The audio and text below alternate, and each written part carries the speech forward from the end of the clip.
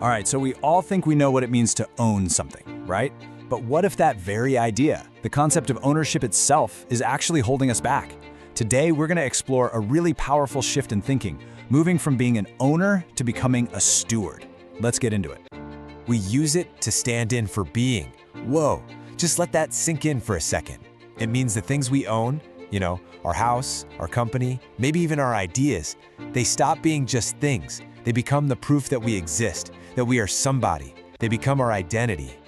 So, to understand how we get tangled up in this, we first have to talk about what we'll call the property illusion. Yeah, we gotta peel back some layers here. See, property is pretty much never just a number on a spreadsheet. It's the building, the business, the patent. It becomes this tangible evidence of our hard work, our success, our very being. So when we say my company, what we're really saying is something much, much deeper about me. And that deep connection right there between me and mine, that's exactly where the trouble starts. It leads us straight into something called the ownership trap, and it's a dangerous but super common cycle, especially for creators and leaders. And you know what? It always starts from a really beautiful place. A founder, an artist, a creator, they just pour their heart and soul into a vision.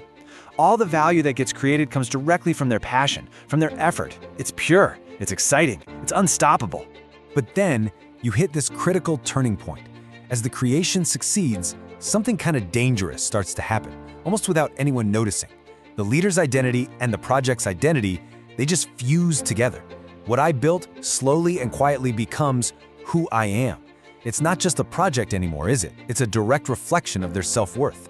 And once that fusion happens, the drift begins. The main priority shifts from growing the creation to protecting their identity.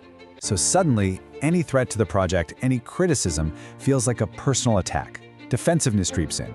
They start hoarding information, hoarding control, because they're convinced that only they can keep it safe. In this drift, it has real damaging consequences. Judgment gets clouded. Big decisions start coming from a place of ego, not from what's actually best for the future. The leader clings to past successes, making defensive choices instead of brave ones. And by hoarding all that control, they end up stifling the very legacy they were trying to build in the first place. Okay, so how do we get out of this trap? Well, the answer is a simple but incredibly powerful shift in perspective. It's time we talk about stewardship. This is the way out. Let's really break down the difference here. The owner mindset, that's focused on possession and control. Its identity is tied to that idea of I am what I own, and that leads to hoarding and defending, right? But the steward mindset, that's all about value creation. The identity is totally different. I enable value. This way of thinking leads to sharing and growing, aiming for a legacy that's going to outlast them. It's a completely different game. Okay, that all sounds great in theory, but how do you actually do it? How do you make that happen? That's where the steward's playbook comes in. Let's get into the practical side of making this mindset a reality.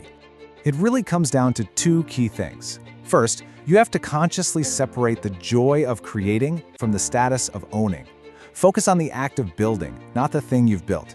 Think about a brilliant chef. They get more fulfillment from inventing a new dish than from just owning the restaurant. Second, you got to change the rules of the game. You need to create incentives that actually reward collaboration. So, for example, instead of a bonus going only to the salesperson who closes the deal, you reward the entire team that made it happen. You make it way more valuable for everyone to build together. And when you make this shift, it fundamentally changes everything. It completely redefines what you're really building towards, what we can call your true legacy. Because here's the ultimate takeaway, the big idea.